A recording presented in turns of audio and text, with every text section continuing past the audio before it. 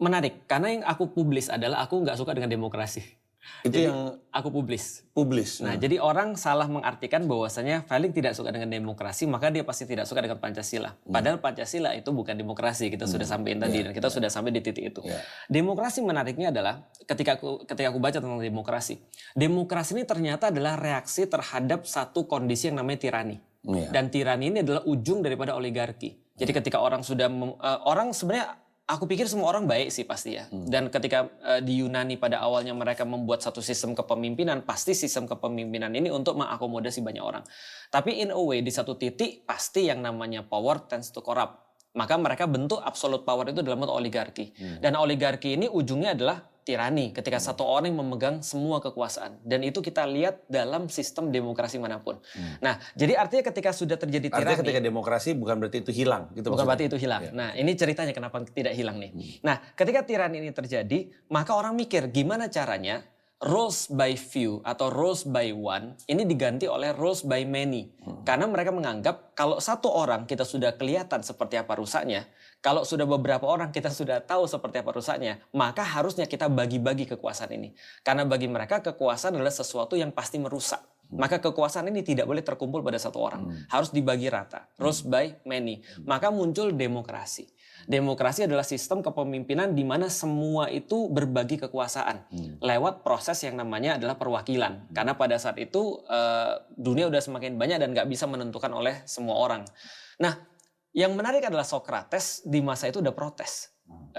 Pas lagi ya Socrates protes gitu kan ya. Wah, Socrates protes Socrates. Protes Socrates. Dan Socrates ini bilang sesuatu yang sangat jelas sekali. Demokrasi itu sudah punya bawaan cacat. Jadi kalau misalnya dia adalah sebuah produk, maka produk ini sudah punya cacat yang nggak bisa diperbaiki. Apa kata Socrates? Demokrasi tidak mungkin memfasilitasi pemimpin yang muncul dengan skill. Itu kata Socrates. Lalu dia ngasih contoh. Contohnya adalah kalau kita berada di satu kapal, anggaplah ada 30 orang, maka siapa yang kita pimpin daripada kapal ini yang 30 orang ini menjadi kapten? Pertanyaannya kata dia adalah apakah yang ahli navigasi, pelayaran, ngelihat bintang dan segala macam bisa ngatur orang atau mereka yang populer? Jawaban orang semuanya sama. Kita pilih yang mereka yang skillful dong. Tapi ternyata Socrates bilang demokrasi memfasilitasi the one that popular, bukan the one with skills. Dan ini yang kita lihat. Makanya kita tahu kalau misalnya aku kemarin ketika ngobrol dengan Pak Anies, Pak, Bapak tuh nggak desain untuk sistem ini. Karena sistem ini nggak memfasilitasi orang yang skillful. Meritokrasi itu nggak ada sebenarnya. Kecuali kata Anies, jadi menurut Anda saya nggak populer. Jadi tapi bagus sarannya. Bagus sarannya. Sarannya adalah sarannya gini, demokrasi harusnya dibagi dua. Ada proses pengajuan, ada proses pemilihan. Proses pengajuan harusnya meritokrasi dan proses pemilihan harusnya adalah popularitas. It's okay dan itu yang disarankan oleh Socrates. Socrates bilang dalam sistem demokrasi murni itu nggak bisa orang-orang skillful terpilih. Terlalu chaos itu. Maka harusnya katanya Socrates kalau nggak salah ngutip, demokrasi hanya privilege bagi orang-orang yang paham. Atau hanya privilege bagi orang-orang yang the knowledge one. Jadi katanya kalau orang punya knowledge, baru dia boleh terus kemudian ikut dalam demokrasi. Tapi kita kan nggak gitu. Sistem kita adalah demokrasi itu untuk semua orang. One man, one vote. Makanya ada orang yang nggak ngerti apa-apa tentang bangunan misalnya. Dia bisa nge-vote bagaimana cara bangun satu bangunan. Nah itu problematika awal di dalam demokrasi. Oke. Nah ketika terus kemudian Socrates protes dengan demokrasi ini, dia akhirnya meninggal juga di tangan demokrasi kan. Ketika akhirnya dia harus protes pada sesuatu keputusan pemerintah yang menuduh dia, lalu kemudian dia tahu dia bakal mati di situ, tapi tetap terus kemudian dia hadir, tapi dia membawa satu murid Aristoteles untuk terus kemudian menulis apologianya itu tentang pembelaan diri dia. Kenapa dia terus kemudian nggak setuju dengan sistem seperti ini? Itu kematian para nabi tuh menurutku keren banget tuh, kematian dengan cara para nabi, die with style gitu kan ya. Nah kalau kita bahas lagi tentang demokrasi, ternyata problematikanya sampai sekarang sama. Nah demokrasi ini ternyata setelah di zaman Socrates dikritik, ternyata memang benar-benar gagal karena sejarah mencatat setelah itu Roma yang melanjutkan kepemimpinan Yunani itu tidak berbentuk lagi seperti parlemen atau senat, tapi berbentuknya seperti apa? Berbentuknya memang seperti tirani, gitu kan ya. Atau bahkan di ujung-ujung daripada revolusi pun Prancis kita tahu bahwasanya Napoleon Bonaparte itu gelarnya adalah kaisar, gitu kan ya. Artinya itu jelas-jelas bukan demokrasi kan, gitu kan ya. Tapi kan itu juga karena sosok otoriter ini yang nggak pengen ada demokrasi. Karena dia menurutku ya kalau aku aku menempatkan diriku dalam sepatunya Napoleon ya. Karena bagi dia gini, demokrasi itu tidak cocok untuk sekarang. Kan kita tahu bahwa sistem kepemimpinan itu bisa jadi berubah-ubah. Dalam satu titik di mana harus cepat keputusan dibuat, tidak usah ada diskusi dan segala macam, dia yang paling paham di lapangan, dia pikir aku bisa melakukan lebih baik daripada demokrasi. Dan harusnya kan oke. Gambarnya gini deh. Menurutku gini, kenapa dui fungsi TNI itu ditentang sama orang-orang Indonesia, tapi multifungsi damkar itu diokekan sama orang-orang di seluruh Indonesia? Jawabannya sederhana, trust. Betul, kepercayaan. Kepercayaan. Kalau orang sudah trust dengan damkar, memang dia bisa ngapa-ngapain. Kenapa damkar nggak dikasih kerjaan lebih? Dan orang nggak ada masalah dengan itu. Tapi ketika TNI, orang bukan masalah dengan TNI itu dui fungsi atau tidak dui fungsi, tapi mencurigakan gitu kan ya. Betul. Jadi kenapa lu harus rapat diam-diam? Kenapa draftnya sampai sekarang sampai sekarang nggak pernah ada ya? Belum pernah ada. Bahkan tapi udah ditandatangan. Udah ditandatangan. Udah diakui. Semenjak 7 Pimret itu juga ada nggak pernah juga. Wow. Nah, itu salah satu yang orang-orang protes. Itu yang terjadi. Makanya tadi waktu lagi ngomongin Napoleon, itu kayaknya pendekatannya Prabowo. Nah, menurut keyakinan saya. Iya, betul kan, biar cepet, biar satset dan segala macam. Betul, biar satset, biar dia mungkin yang lebih tahu yang kita nggak tahu dan seterusnya. Udahlah, percaya aja. Come on, Nana. Tapi itu tidak bisa dikomunikasikan dengan baik dan orang-orang akan lihat track record. Menurutku gini, kenapa harus seseorang juga merasa terintimidasi kalau orang belum percaya sama dia? Harusnya dimikirin kepercayaannya kan, bukan apa yang dia lakukan. Nah, aku balik lagi ke dalam sistem demokrasi. Berarti demokrasi bermasalah di titik itu. Tapi availabilitas di dalam sistem Islam itu apa aja? Almost semuanya available untuk dipakai di dalam Islam. Karena sebenarnya di dalam Islam itu adalah yang dipikirin cuma platformnya aja. Tapi terus kemudian setelah platformnya ada, lalu kemudian apapun yang bisa kita cangkokkan di situ, itu sebenarnya apapun available. Misal, Rasulullah itu minta kepada para sahabat untuk mempelajari bahasa Persia. Supaya para sahabat ngerti bagaimana Persia ini yang kita lihat bagus bisa kita manfaatkan di dalam kehidupan kita sebagai seorang muslim. Yang lebih jelas lagi, Umar bin Khattab itu meniru administrasi Persia. Lalu meniru juga bagaimana Rasulullah bahkan meminta intel Islam pada saat itu untuk mempelajari teknologi Persia dalam perang. Nah, sehingga waktu itu introduksi cara-cara perang, cara-cara terus kemudian di dalam kehidupan itu banyak dari luar. Termasuk dalam sistem ekonomi. Dinar dan dirham itu bukan bagian daripada cara orang-orang muslim menggunakan uang pada saat itu. Karena dinar itu kalau nggak salah dari kata denari, itu mata uangnya Romawi. Dan dirham itu dari kata drachma, itu adalah mata uangnya Persia.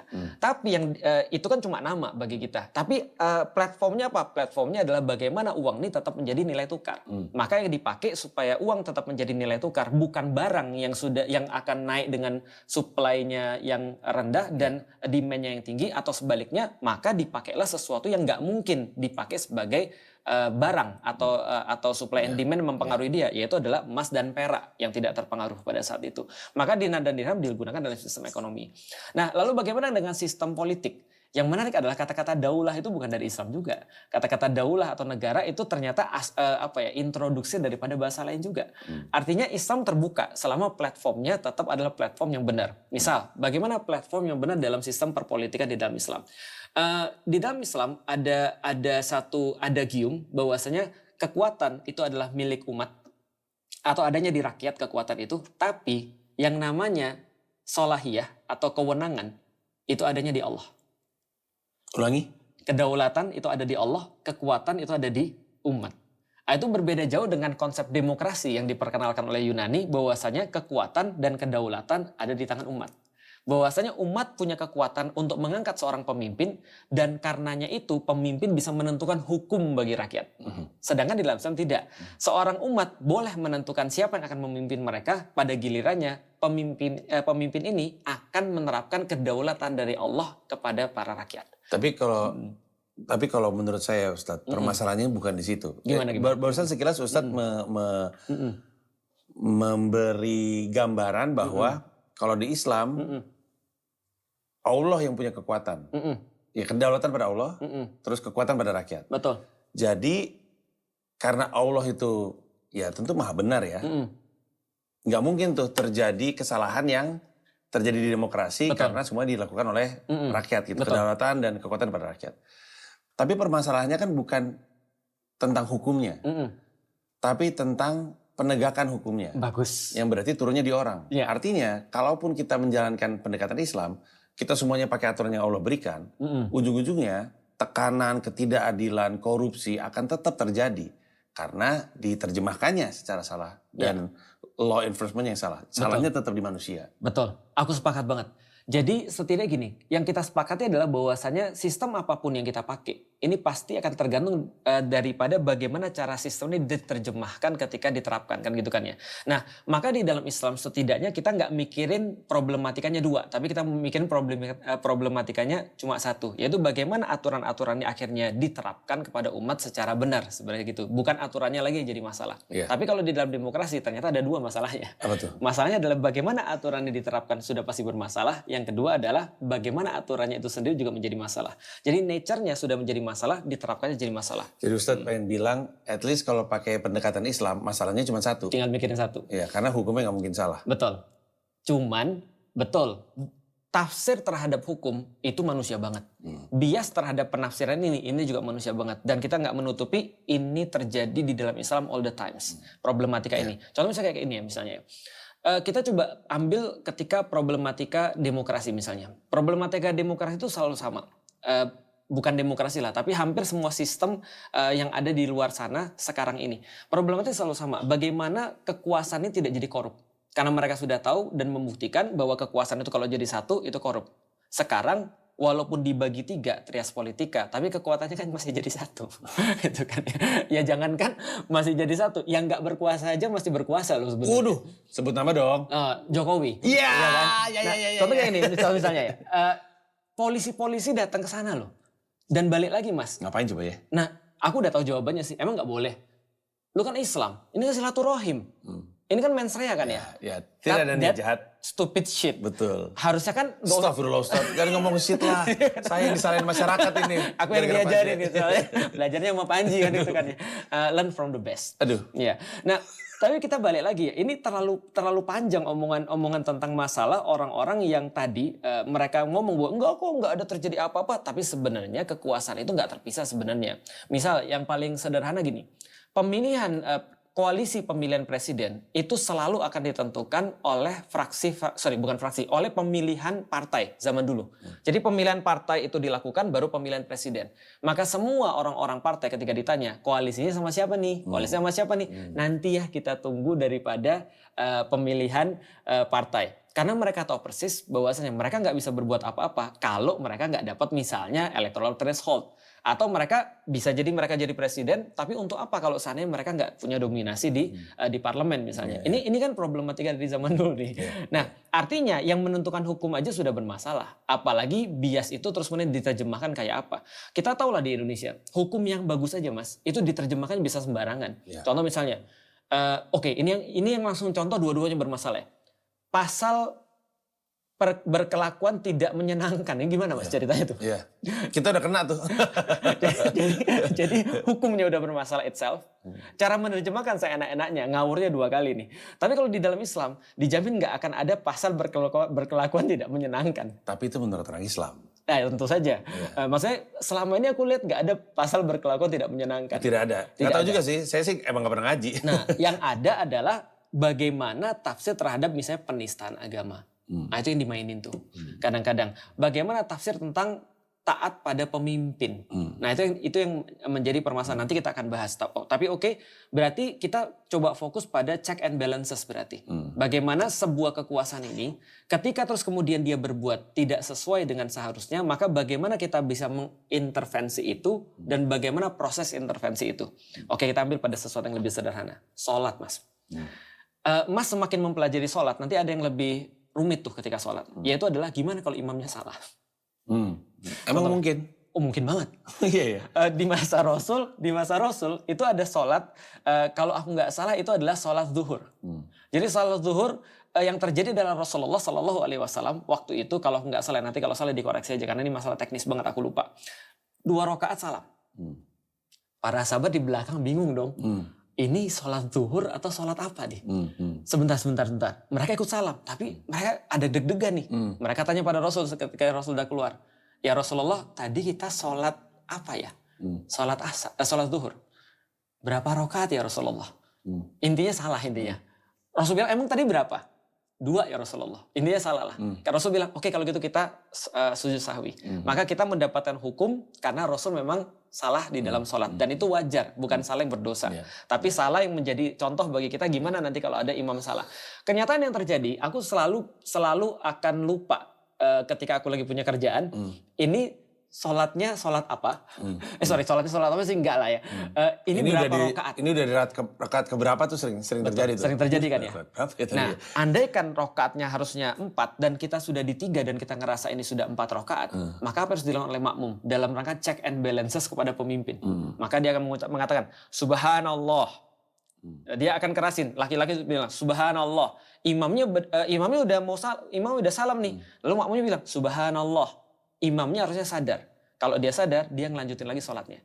Tapi kalau andaikan dia tidak terus kemudian melanjutkan sholatnya, akhirnya dia bilang, lu ngapain subhanallah nih? Maka ngapain sih? Ya, makmum harus ikut kesalahannya imam. Ikut salam juga bareng-bareng, setelah itu baru dikoreksi, baru terus kemudian melakukan sesuatu untuk perbaikan. Gitu kan ya. Atau misalnya imam ketika dia lagi sholat kentut misalnya. Maka kita nggak bisa, imam macam apa lu? Nggak boleh. Maka ada caranya. Bagaimana check and balance-nya ketika ada imam yang kentut, dia langsung pergi ke belakang. Dan makmum di depannya langsung menggantikan posisi dia sebagai imam. Kemudian yang lain melanjutin sampai selesai. Sesederhana itu sih. Nah berarti di dalam Islam ada nggak sih check and balance untuk pemimpin? Jawabannya adalah ada. Dan itu senantiasa di masa-masa Islam itu terjadi. Misal, ketika seorang khalifah memutuskan sesuatu yang tidak sesuai dengan tidak sesuai dengan hukum Islam, itu terjadi di masa Umar. Umar ini pintarnya luar biasa. Tapi suatu hari ketika beliau terus kemudian menentukan mahar tuh harus segini jumlahnya, maka wanita tuh ada yang protes tuh. Wahai Umar, pernah nggak Allah nentuin mahar berapa? Enggak kan? Kenapa kamu nentuin? Umar berkata perempuan ini benar, Umar yang salah. Artinya ini terjadi check and balances-nya. Tapi tidak juga jarang di dalam masa-masa sejarah Islam kita mengetahui ada orang yang belum protes sudah mati. Iya betul. Kan? Betul. Tapi problematika sama dengan masalah demokrasi kan, karena kekuasaannya cuma di tangan dia. Check and balances tidak terjadi. Tapi Islam memberikan jalan check and balances itu. Nah bahkan kemudian ketika Rasulullah merasa bahwasanya program beliau itu adalah sesuatu yang bagus, padahal kemudian tidak ini bukan dosa sih, tapi cuma nggak utama aja. Ternyata Allah terus kemudian bilang ini bukan yang harusnya kamu pilih, maka Rasul ditegur oleh Allah. Misalnya itu kepada pemimpin. Artinya pemimpin di dalam Islam tidak maksum seperti para nabi. Dia tidak sempurna. Maka mengkritik pemimpin ini bahkan dikatakan di dalam Islam adalah salah satu jihad terbaik. Artinya kalau Mas Panji misalnya mengatakan pada pemimpin sesuatu yang harusnya dia terapkan, yang menurut Mas ini ada argumennya dan aku siap untuk beradu data, bukan siap beradu otot dengan itu. Dan juga bukan karena kita berbeda dengan pemimpin kita lantas ngangkat senjata kan itu ya. By the way dapat dari mana juga nggak tahu dapat senjatanya.